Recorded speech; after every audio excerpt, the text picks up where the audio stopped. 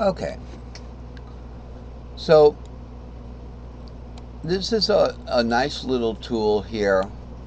Granted, you accept that we have the string shapes. They might be a little hard to see. One thing to remember about the string shapes is you look at the letter and the note to the left and to the right of it are part of that string shape and no other notes, and any half steps are considered one note. They're considered one note. So the D would be to the left of it is the 2, to the right's the 3 4. Okay, now with C, the left of it's 3 4, to the right of it is the 5. They share the 3 4. And this is evident in the sharing diagram here. Okay, so between D and C we have the 3 4 there. D 3 4 C. That's kind of like the you know the written way to do it, without the string shaped boxes here, the fret boxes. So that's one thing to take note of. All right, so that we don't confuse, but the string shapes themselves, we got 3 4 5 is the C here, 2 3 4 is the D shape. Okay, so granted we've got our string shapes, I assume you know what they are now. So any key that you play in has string shapes. So I usually start on the third so I don't get confused. I start on the E rather. Here, or this should be where your fret nut is, because my guitar is down tuned. It's a baritone guitar. That's my C down here, an E-shaped C. I haven't figured out how to fix that yet.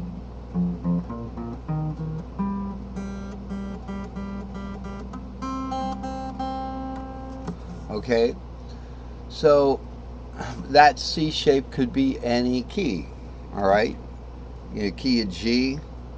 So what's 3 4 5 in G?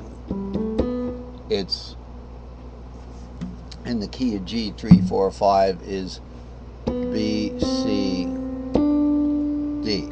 So let's just play the string shapes in the key of C.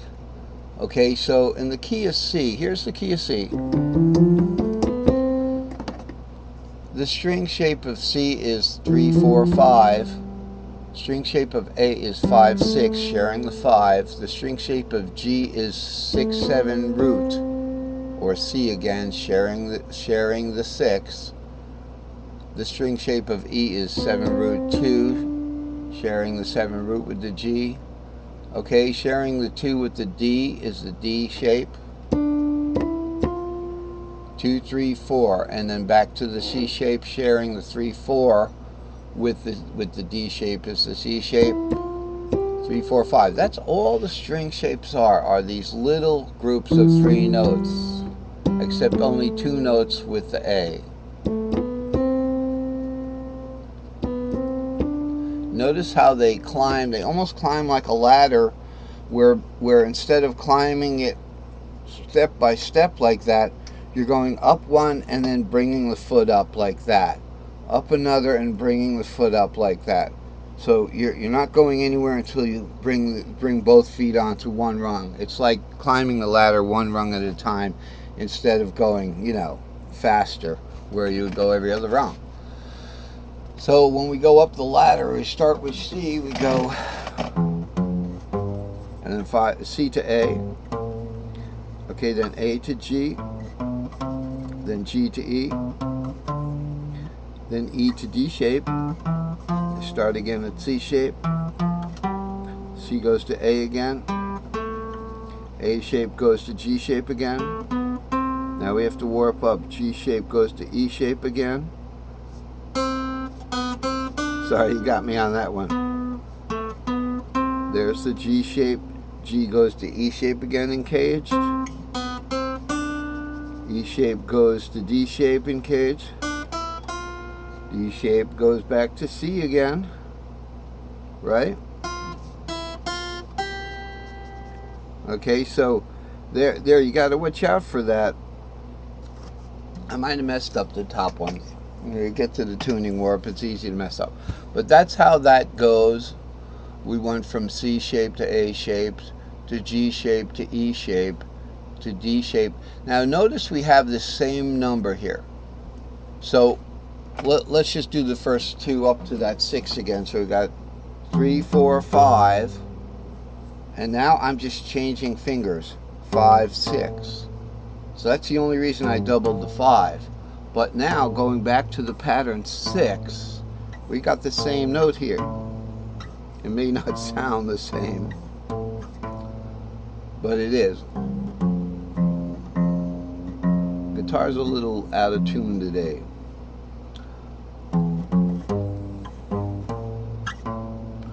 Okay.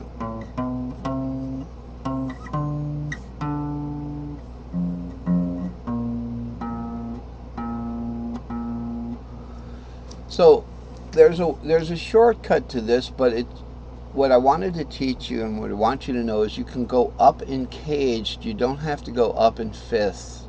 You can go up in the word caged if you do it in string pairs. This is a string pair, 3, 4, 5, and 5, 6. So you just do the word caged. We could start it in E. Let's say we want to start it in E, and the key is C up here, so we start on B. Right, so that's a little high, so let's go down one from E. So to go down, now we don't use the word cage, we use the word cage backwards. So the E is going to go up to a G shape. Let's get in a comfortable zone. So up from the G is the A shape. So we're going to start on the A shape. So we're going to actually start on the 5, 6. So this is what we're going to look at. We're going to look at. We're not looking at that in the pattern now. We're not looking at this, and we're going to warp the top over because the strings 5 and 6 have to be half step up on the pattern. All right. So because the strings 5 and 6, both of them are actually down tuned by 1 relative to the others, relative to the other perfect fourth intervals. Okay, so this is what we're going to be playing, starting on the 5, 6 here. So we go 5. We're starting on the A. So in caged, we have a descending pentatonic scale. So A goes to G, but in the word cage, it's easy to remember C, A, G. So it's A to G shape, G goes to E shape goes to D shape. Start caged word over again. D goes to C shape. C shape goes to A shape. Oh, there, we just did the whole octave. So we could keep doing that. And there's one shortcut you can take, that if you don't want to repeat the 7 root here, you can go 5, 6, and then go into the G and skip repeating the 7 root and just go 2, 3, 4.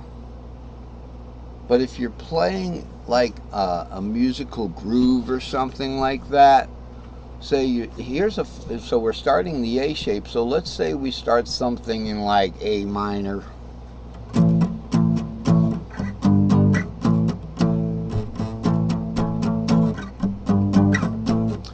You might want to repeat these notes and just play them, so you got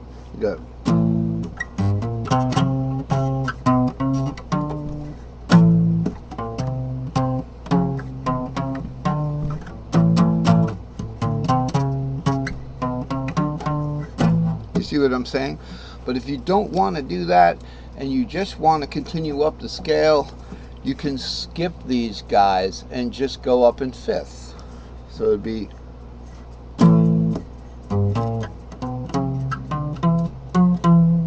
like that. Now I've messed up a little bit because now I lost my cage. We want to go A to G. Now G's going to go to E, but we're going to skip the E and we're going to go to D. So that has to do with this diagram here. Skip the G and go to E kind of things. So you can go in fifths this way, or force that way if you skip every other letter.